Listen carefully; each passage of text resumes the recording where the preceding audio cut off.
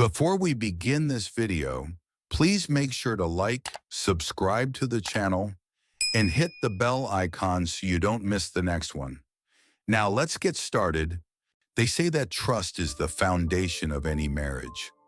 But what happens when the person you trust most is the one holding the hammer, chipping away at everything you built until one day it all comes crashing down?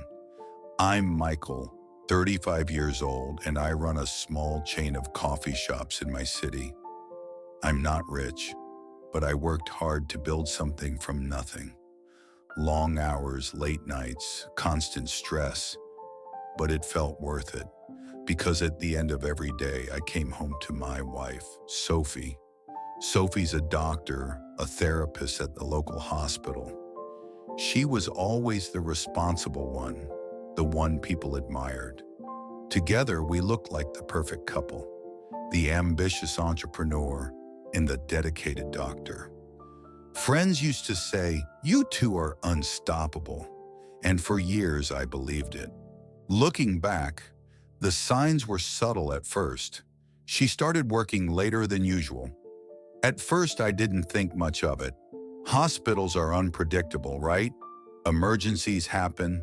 Patients don't wait for schedules, but it became routine.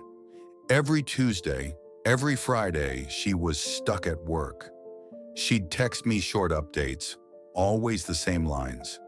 "Don't wait up. Busy night." At first, I admired her dedication. I was even proud. But then came the little changes.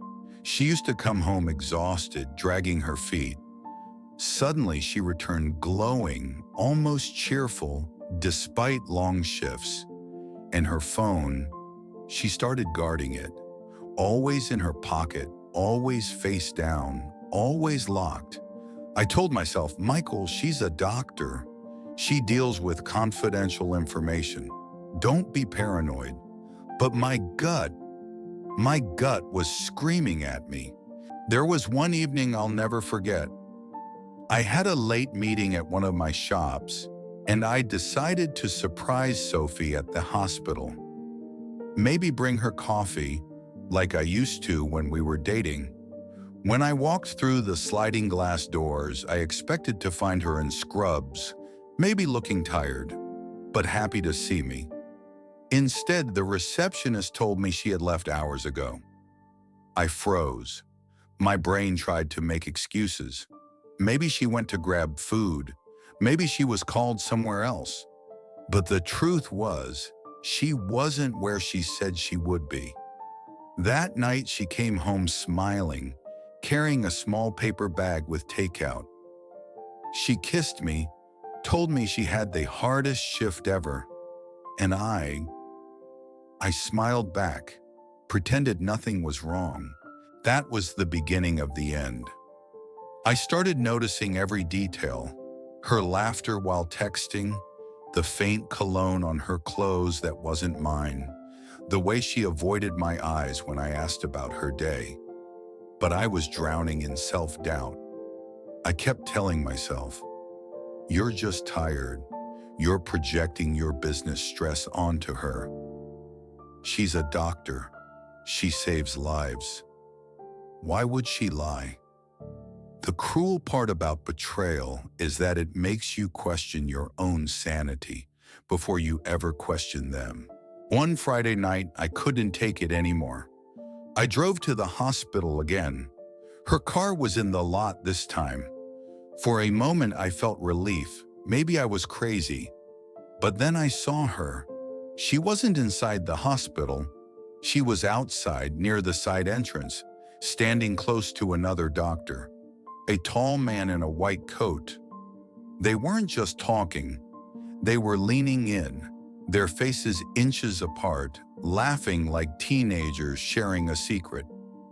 And then I saw it, the way she touched his arm, the way he tucked a strand of her hair behind her ear. My chest tightened so hard I thought I'd collapse right there. I gripped the steering wheel, telling myself to get out, to confront them, but my body refused to move. Minutes later, They walked back inside together, side by side. That night, when she came home late, she smelled like antiseptic and coffee. She hugged me, smiled, told me how exhausting her patients were. And I just nodded. Do you know what the hardest part was? Not her lies, not even what I saw. It was me, the lies I told myself. I told myself maybe it was just friendship. Maybe I misread the moment. Maybe she was leaning on him because she was tired. I twisted reality in my own head because the alternative, that my wife was betraying me, was too painful to accept. But lies have a way of unraveling. One night, Sophie came home later than ever. She went straight to the shower before hugging me. That's when I saw it, barely hidden in her purse, a hotel key card. My blood ran cold. When I confronted her, she didn't explode. She didn't cry. She simply smiled nervously and said it was a mistake, a work conference thing. She brushed it off like I was making something out of nothing. But deep down, I knew. A week later, I followed her. I told my employees I was out for the evening and drove behind her car after she left for another late shift. She didn't go to the hospital. She drove across town to a hotel. I parked, heart pounding in my throat, and waited. Minutes later, the same man from the hospital walked in with her. His hand rested on her back like it belonged there. I wanted to storm inside, scream, drag her out.